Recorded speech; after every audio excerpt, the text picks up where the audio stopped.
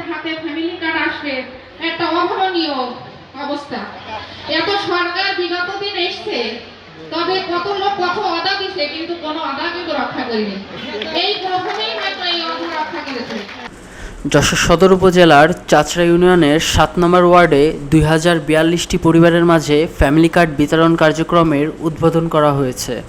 শনিবার বিকেলে চাচড়া ভাতুরিয়া সরকারি প্রাথমিক বিদ্যালয় মাঠে জেলা প্রশাসন ও সমাজসেবা কার্যালয়ের যৌথ আয়োজনে এ উদ্বোধনী অনুষ্ঠান অনুষ্ঠিত হয়। অনুষ্ঠানে সভাপতিত্ব করেন যশোরের জেলা প্রশাসক মোহাম্মদ আশেক হাসান।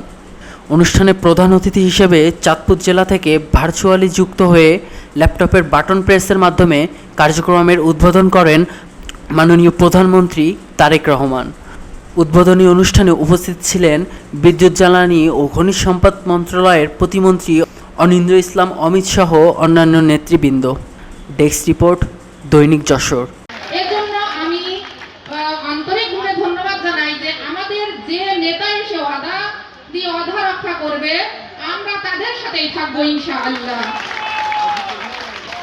আমি আশা করি যে আমাদের জনাব নেতা, জনাব প্রধানমন্ত্রী তারেক রহমান আমাদের প্রথম থেকেই যে ওয়াদা দিয়ে ওয়াদা রাখছে, আমি এই ওয়াদা বহাল রাখতে আমি এই আশা ব্যক্ত করছি। আমি মায়েরা পাবে, শুধু কি মায়েদের ভালো হবে, পুরো পরিবারের উপকার হবে না? পুরো পরিবারের উপকার হবে এটা। একই সাথে আমরা যে কৃষক কার্ডের কথা বলেছি, সারা বাংলাদেশে প্রধান পেশা হচ্ছে কৃষক। কৃষকের সংখ্যা হচ্ছে এই দেশে সবচেয়ে বেশি। কৃষক কার্ড যখন কৃষকদের হাতে পৌঁছাবে, কৃষকদের উপকার হবে না? কৃষকদের উপকার হবে। একইভাবে যে আমরা খাল খননের কথা বলেছি, এই যে আজকে 2টি খাল পুনর্খনন আমরা শুরু করেছি, আমরা সারা বাংলাদেশে খাল পুনর্খননের কাজ শুরু করেছি। যেখানে খাল পুনর্খনন প্রয়োজন, খাল আমরা পুনর্খনন করব। যেখানে খাল খনন প্রয়োজন, সেখানে আমরা খাল খনন করব। অর্থাৎ প্রিয় ভাই বোনেরা, এই দেশের মানুষ বিগত 1 যুগ ধরে আন্দোলন করেছে তাদের রাজনৈতিক এবং অর্থনৈতিক অধিকার প্রতিষ্ঠিত করার জন্য।